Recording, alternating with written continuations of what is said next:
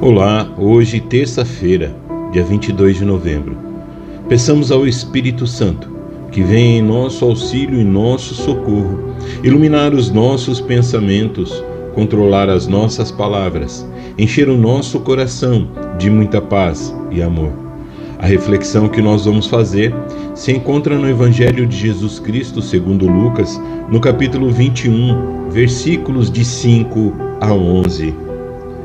Naquele tempo, como lhe chamassem a atenção para a construção do templo, feito de belas pedras e recamado de ricos donativos, disse Jesus: Dias virão em que dessas coisas que vedes não ficará pedra sobre pedra, tudo será destruído. Então o interrogaram: Mestre, quando acontecerá isso? E que sinal haverá de saber que isso se vai cumprir? Jesus respondeu: Vede que não sejais enganados. Muitos virão em meu nome dizendo: Sou eu, e ainda o tempo está próximo. Não sigais após eles. Quando ouvirdes falares de guerra e de tumulto, não vos assusteis, porque é necessário que isso aconteça primeiro, mas não virá logo o fim. Disse-lhes também: Irão levantar-se nação contra nação e reino contra reino. Haverá grandes terremotos por várias partes, fomes e pestes, e aparecerão fenômenos espantosos no céu. Palavra da salvação, glória a vós, Senhor.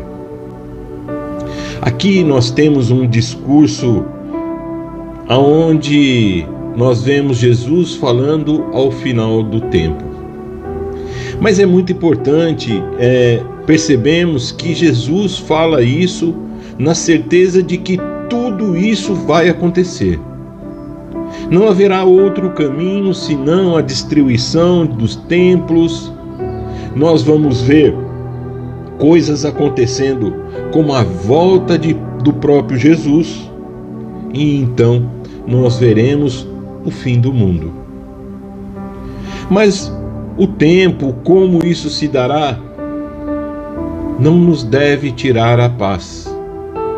O que nos cabe é justamente viver o hoje, nos preparando para o dia em que tudo isso acontecer. E para viver o hoje é necessário que nós aprendamos com Jesus a necessidade de fazer o agora por alguém, amar o agora, para que nada nos assuste, nada nos tire a nossa tranquilidade, porque o reino de Deus ele é preparado dia após dia e ele é conquistado através do nosso suor. O suor com o grande objetivo de conquistar aquilo que o próprio Jesus nos deixou quando se entregou à cruz. É muito interessante, porque nós entramos aqui num contexto onde nós vemos Jesus iniciando sobre a destruição do Templo de Jerusalém.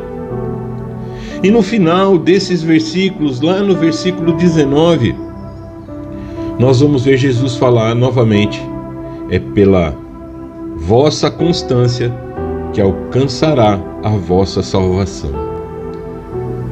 Não devemos nos preocupar se estamos caminhando a Jesus, se estamos no caminho daquele que realmente pode nos trazer a verdadeira paz. Porque é através do caminho, a verdade e a vida, que é o próprio Jesus, é que nós encontraremos a nossa constância, e assim não devemos nos preocupar, como o próprio Jesus nos diz, que nós alcançaremos a nossa salvação. Quando nós vemos um mundo que caminha por caminhos sinuosos, por caminhos em que não vão chegar à própria salvação, isso pode nos trazer um pouco de incômodo, mas isso é a liberdade que cada um tem de seguir o seu caminho. O que nós precisamos fazer é justamente ser sal e luz nessa terra, para que possamos levar, como o fermento leveda a massa, nós possamos levar esse Cristo a mais e mais pessoas. Porque o caminho da salvação é justamente o testemunho que temos do amor a Jesus. Provavelmente, se Jesus voltasse hoje, ele encontraria o povo da mesma maneira, mais preocupado com o fim do que com isso que está vivendo, mais preocupado com o que vai acontecer depois do que construir aquilo que é definitivo. Quantas e quantas pessoas estão mais preocupadas em construir casas bonitas, estão mais preocupadas em construir belezas do corpo, estão mais preocupadas em ter do que ser.